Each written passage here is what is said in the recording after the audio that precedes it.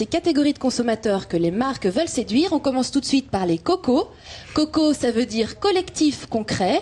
Alors ils ont plus de 64 ans, ce sont les plus riches et ils sont très matérialistes, ces gens-là. Leur devise est « on est ce que l'on a ». Alors ils adorent les croisières, les grosses berlines. Et question pour un champion. Les bobos, on les connaît bien, ce sont les bourgeois, voilà, Aurélie, bourgeois bohèmes. Ils ont entre 38 et 63 ans. Ils sont pleins de contradictions, ces gens-là. Ils se veulent rebelles, mais sont confortablement installés dans la vie. Ils se disent écolos, mais roulent en 4x4 plutôt qu'en vélo. Enfin voilà. Ils aiment la voile, les oméga 3 et Daniel Cohn-Bendit. Les yo-yo, alors si vous vous reconnaissez, c'est pas grave. Ce sont les young yobos, ça veut dire jeunes et gentils loupards. Ils ont entre 15 et 28 ans. Alors on les reconnaît car ils ont des marques de la tête aux pieds, ce sont des hyper consommateurs et ils le peuvent bien car ils utilisent la carte bancaire de papa et maman Bobo. Alors je ne sais pas si c'est une chance. Hein. Allez, on finit par les zozos.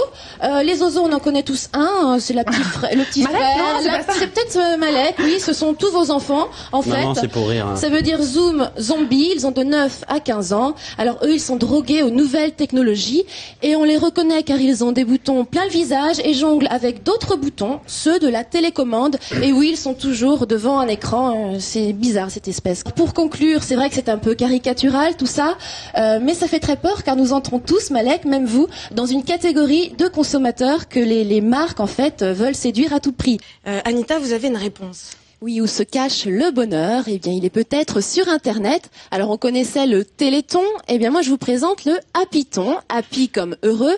Alors, le créateur de ce site, happyton.com, veut propager le bonheur en posant la question, qu'est-ce qui vous rend heureux? Alors, déjà, plus de 35 000 internautes ont répondu à la question. Pour certains, le bonheur, c'est faire l'amour en écoutant Mozart. Pour d'autres, un peu plus terre à terre, le bonheur, c'est aller chez Disney, manger des frites et des hamburgers. Et puis, il y a aussi des personnalités qui ont répondu à cette question. Bruno Solo, par exemple. Alors, il a une conception un peu particulière du bonheur. Écoutez ce qu'il dit. Ce qui me rend heureux, ce sont les bruits au moment où je me soulage. Et ce n'est pas seulement parce que j'habitais Bruxelles. C'est un moment qui rend heureux parce qu'on a retenu quelque chose. Je pense que Freud aurait beaucoup de choses à dire à ce sujet. C'est délicat. Si vos péchés vous empêchent d'être heureux, si vous avez trop péché, je vous conseille un site, le site javoutou.com. Il remplace notre bon vieux curé de campagne. Vous pourrez, comme dans un confessionnal, y soulager votre conscience en avouant tous vos péchés. Alors, ceux-ci sont classés en catégories, les bêtises, les vantardises, les adultères, les ras-le-bol, etc. Alors, on peut lire les péchés des autres sur ce site internet. Voilà, en fait, mais l'anonymat est bien sûr préservé. D'accord. Ou David, 36 ans, Paris, c'est peut-être vous David, non? Oui.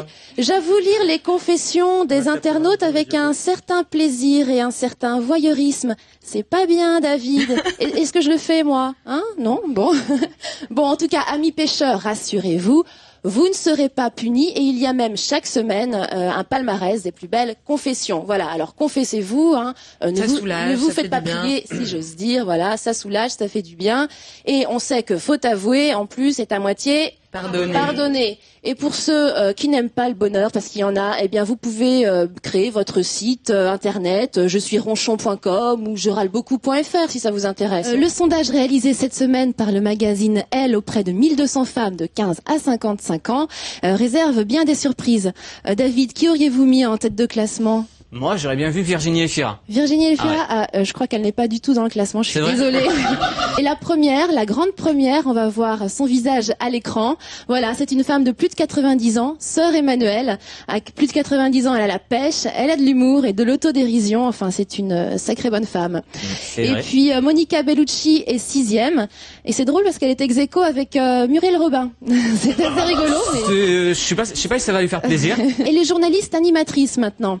À votre avis, est-ce qu'il y a des noms comme ça qui pourraient venir? Claire Chazal, je suppose qu'elle doit Claire Chazal, dans le classement. Les mieux classés, en fait, sont les journalistes qui travaillent sur TF1, bien évidemment. Claire Chazal est 9e, Flavie Flamand est 34e, et puis Laurence Ferrari est 44e.